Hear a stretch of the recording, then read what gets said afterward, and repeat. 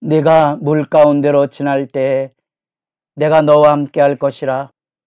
강을 건널 때 물이 너를 침몰하지 못할 것이며 내가 불 가운데로 지날 때 타지도 아니할 것이요 불꽃이 너를 사르지도 못하리니. 새벽 이슬 생명의 기도자 여러분, 하나님의 복된 은혜와 사랑이 여러분을 충만한 은혜의 자리로 이끌어 사람을 살리고 사람에게 구원을 전하는 복 있는 예수 증인으로서 날마다 새롭게 일어설 수 있기를 소망합니다. 오늘 우리가 읽어갈 말씀은 다니엘 3장 19절에서 30절까지의 말씀입니다.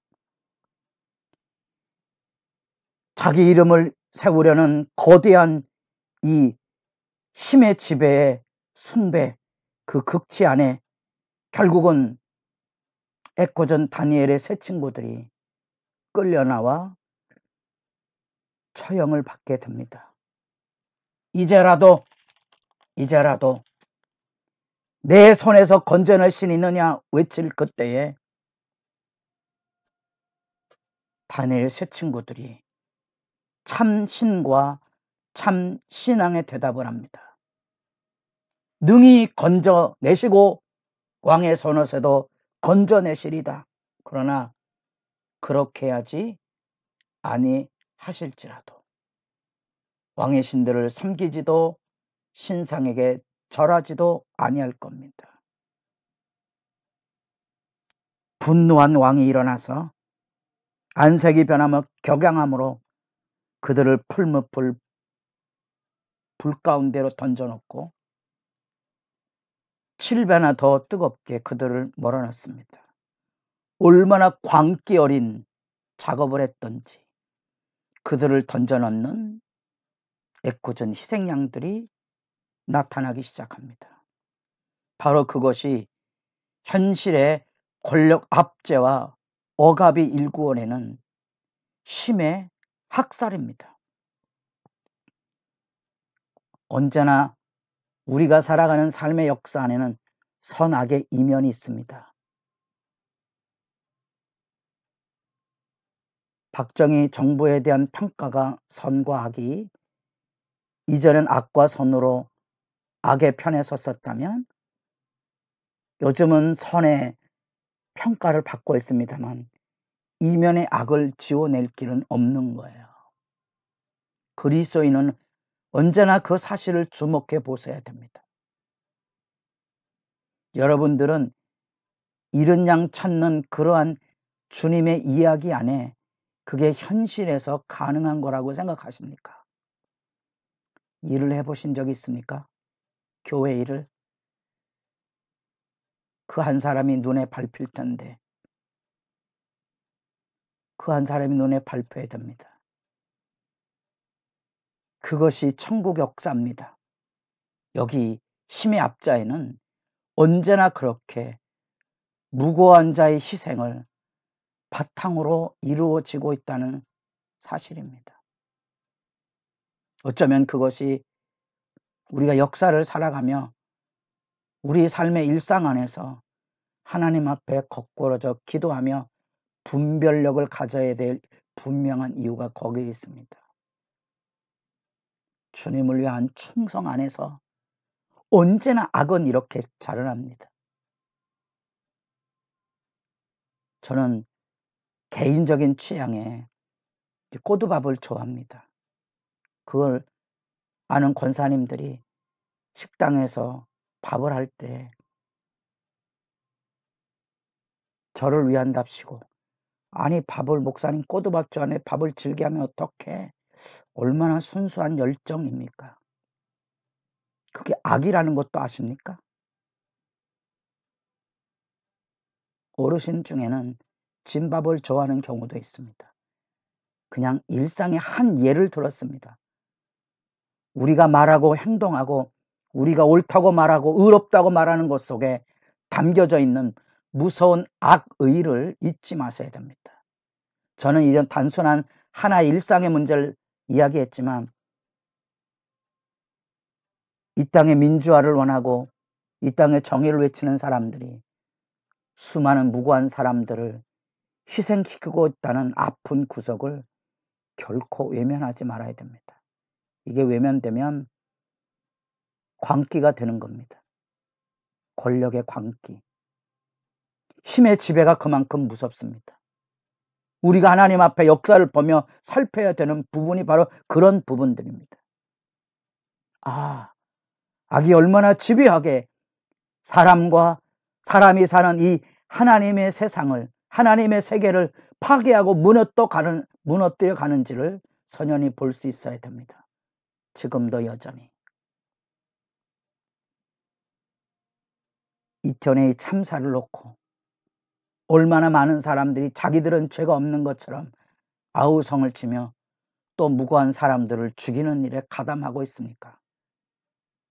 악의 아우성에 개인은 다 다른 입장에 설 수 있지만 교회가 참여해서는 아니 됩니다.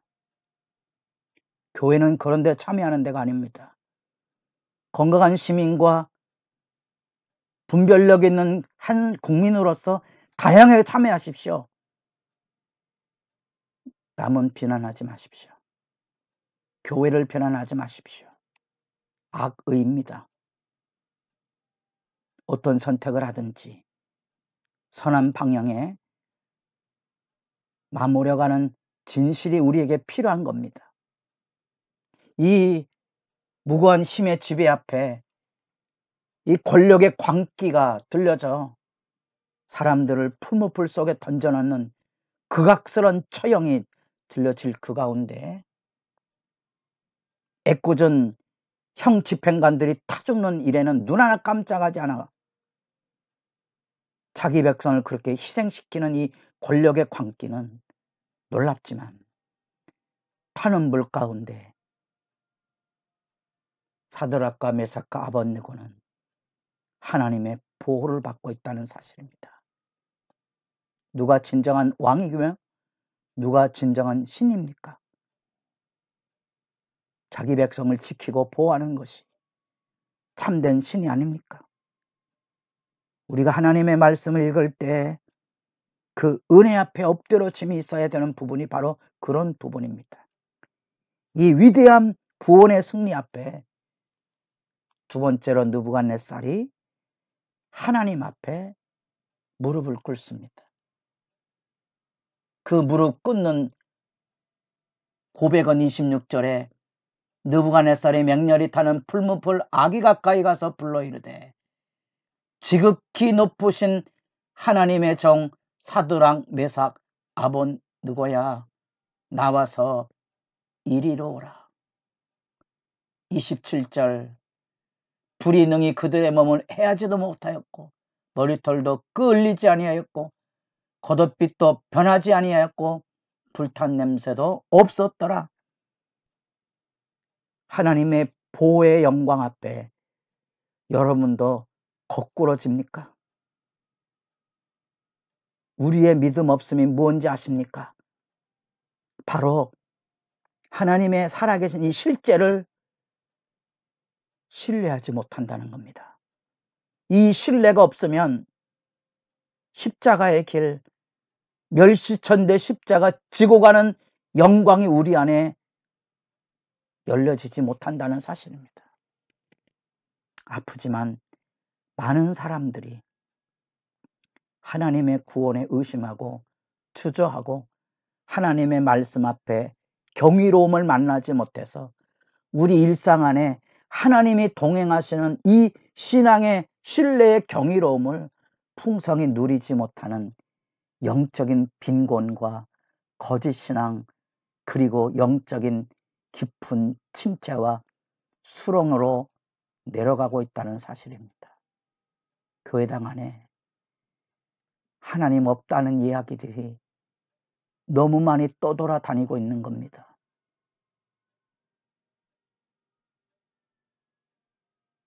아프게 듣고 있습니까? 놀랍지만 그 가운데 3사람 던져넣었지만 4사람이 있었다 그랬습니다. 그 넷째의 모양은 신들의 아들과 같도다. 신들의 아들, 누구나 알고 있는 예수 그리스도의 임재를 연상하게 하는 소중한 경구들입니다. 우리가 성경을 너무 섣부르게 모든 것을 예수 그리스도로 해석하는 것은 조심스러운 부분이 있습니다만, 그 말씀을 읽으면 자기 백성의 불 가운데 찾아오신 신들의 아들, 흔히 말하고는 천사, 하나님의 임재, 하나님의 아들이 그곳에 와 있는 겁니다. 여러분의 기도가 힘있기를 바랍니다. 우리가 살아가는 시대 현실 앞에 무서운 이 권력과 힘의 지배에 편승하지 마시고, 무고한 희생자들을 만들어내는 악의 목소리에 가담하지 마시고, 정직한 신앙의 도전을 가지고 사십시오. 느부갓네살이 외쳤던 능히 내 손에서 너희를 건져낼 신이 어디 있느냐? 그 대답이 여기 있습니다. 그 대답이 여기 있습니다. 하늘의 하나님이 여기 나타난 그대로 그렇게 하지 아니하실지라도 하는 이 믿음에 도전하는 새 친구들을 통하여 느부갓네살의 손에서 건져낼 하늘의 하나님이 계신다는 사실입니다. 그래서 놀랍게도 28절에 느부갓네살이 하나님을 찬양하고 조서를 내려서 하늘의 하나님 곧 여호와 하나님에 대한 신앙으로 자기 제국을 통과하는 조서를 내리기까지 합니다. 우리에게 필요한 게 무엇입니까? 하나님의 살아계신 신앙의 증거가 아니겠습니까?